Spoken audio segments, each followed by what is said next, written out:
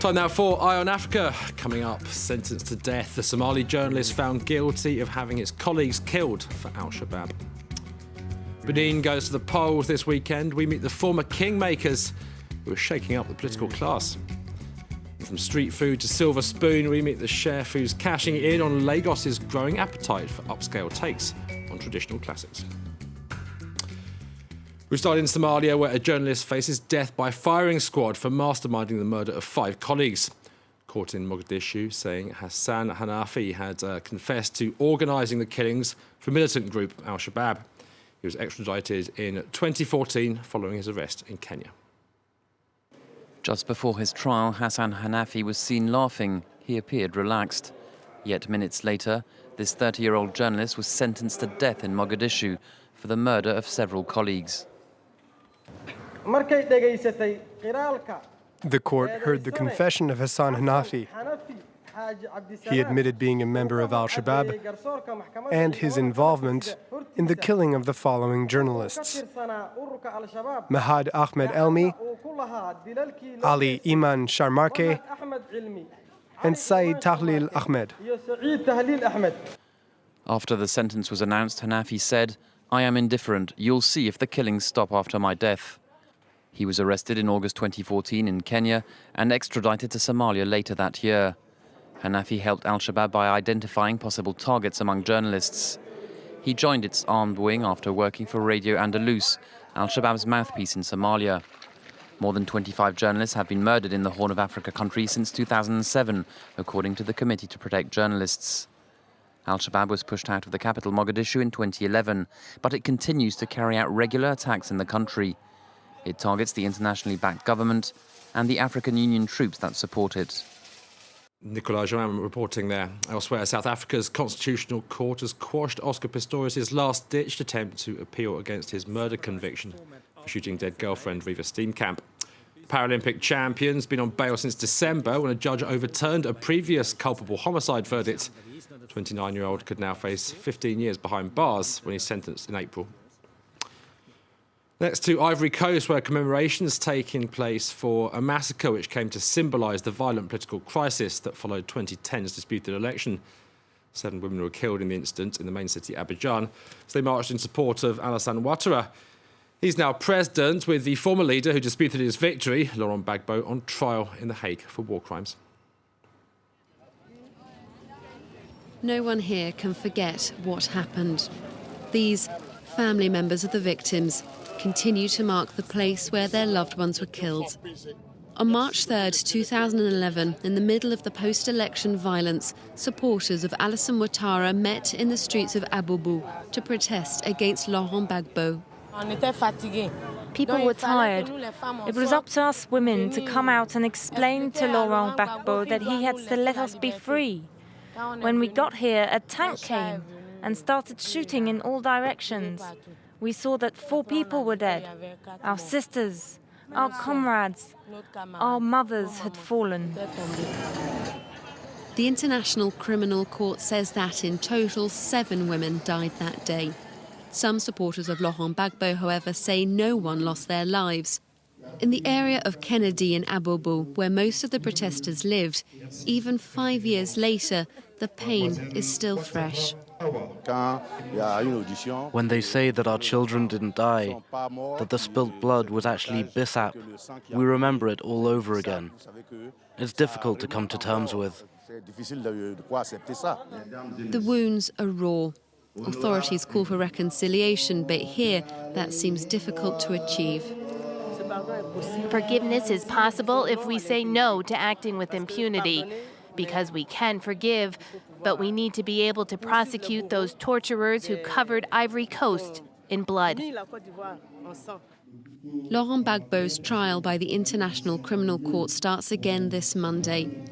The families of the Aboubou victims are calling for the truth to come out and for justice to be done. The former Ivorian leader denies all the charges against him. The United Nations has sounded the alarm bell over HIV/AIDS in South Sudan. It reports 3 out of 100 adults there are currently living with the virus, but that rates could increase dramatically in the coming decade. Years of conflict and poverty have left treatment programs suffering from a lack of funding And social stigma and discrimination against people living with HIV are worsening the problem, say officials. 52% experienced judgmental attitudes and shaming.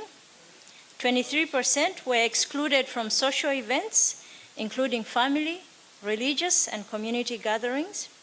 30% experienced physical abuse due to their HIV status.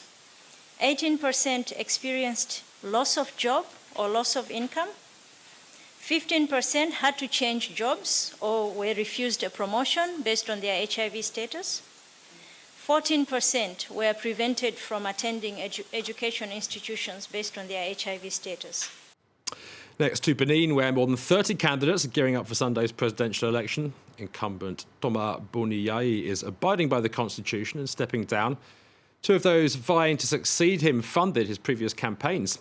Our correspondent Katerina Vitozzi reports on the former kingmakers who are rocking the traditional political class.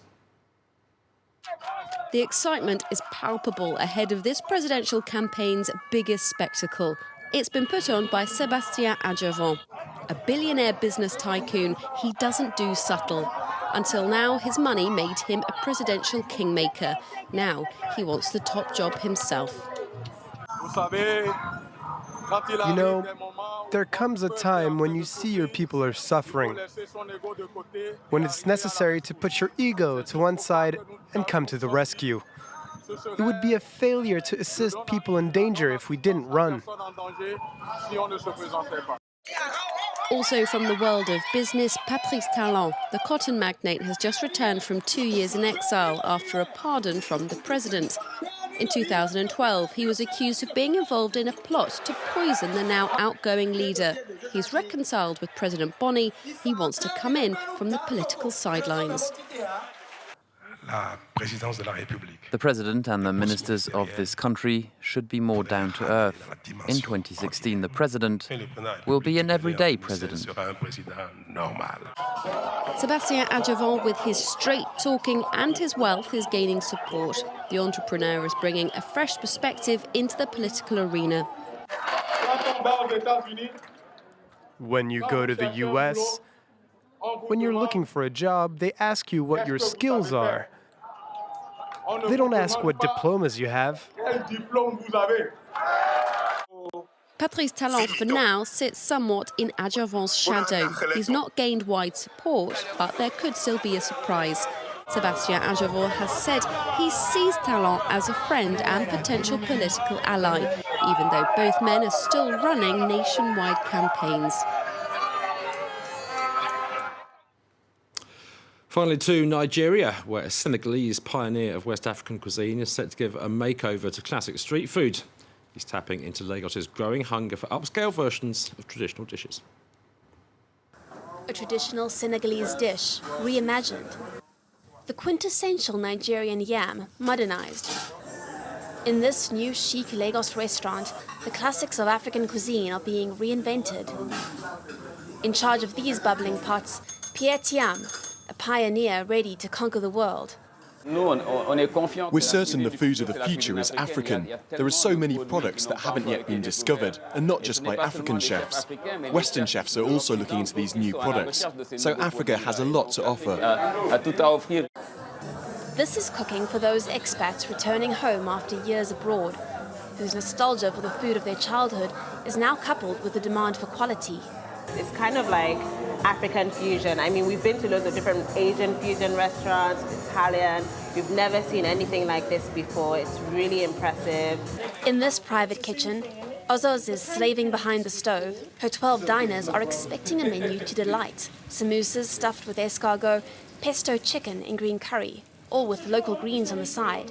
Every meal a combination of traditional tastes and contemporary trends. Sauté instead of stewing, pan frying, baking, grilling. These are techniques that we're seeing more and more these days. Yeah. The diners here are all part of Nigeria's new class of foodies. For Nosa, who heads a culinary blog, it's about updating the image of local dishes. We have like a growing middle class. I mean, recently we had like a big oil boom and lots of people had money, disposable income, and there's a lot of young people coming back, getting their first jobs. and they're looking for new things to do. So it's like the market is seeing this as like an opportunity to open like new restaurants, trying different types of food. It's the evolution of African cuisine, an evolution intent on challenging old recipes to suit new tastes. And that's it for Eye on Africa. Live from Paris continues. Mark Owen will be with you very shortly.